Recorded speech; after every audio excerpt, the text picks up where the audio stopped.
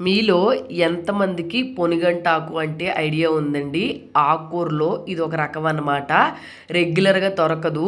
Season టైంలోనే ఎక్కువగా దొరికిద్ది. మా అమ్మ అయితే చిన్నప్పుడు కళ్ళకి చాలా చాలా మంచిదని జెప్పి రెగ్యులర్‌గా వారానికి 1 టైమ్, 2 టైమ్స్ అయితే చేసి పెట్టేది. అప్పుడు చేసి పెట్టేటప్పుడు దీని వాల్యూ అనేది ఏంటో అర్థం కాలేదు. ఇప్పుడు మేము ఎప్పుడైతే హైదరాబాద్ వచ్చామో అప్పటినుంచి ఇది డబ్బులు పెట్టి కొనుక్కుంటున్నాము. అంటే ఎక్కువ దొరకదు. తక్కువగా దొరికిద్ది. దొరికినప్పుడు కొనుక్కుంటాము. అప్పుడైతే దీన్ని ఎక్కువ కాస్ట్ తీసుకుంటారు. అంటే 20 రూపీస్, 30 రూపీస్ అలా ఉంటది.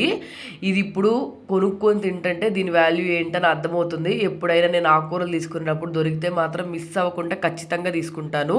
చిన్న పిల్లలకి చిన్నప్పటి నుంచి అలవాటు చేయడం చాలా మంచిది. కళ్ళు బాగా కనిపిస్తాయి. దీంట్లో ఎప్పుడైనా పెసరపప్పు వేసుకొని కర్రీ వండుకున్నాం అనుకోండి, టేస్ట్ నెక్స్ట్ లెవెల్ అసలు. ఇదే కాదు, ఏ ఆకుకూరైనా సరే కొంచెం పెసరపప్పు వేసుకొని ఫ్రై చేసుకున్నామంటే టేస్ట్ మాత్రం అద్దిరిపోతుంది. కర్రీ చాలా బాగా వచ్చింది. నాకు భలే ఇష్టం ఈ కర్రీ అంటే. నా వీడియో మీకు నచ్చితే మాత్రం వెంటనే సబ్స్క్రైబ్ చేసుకోండి.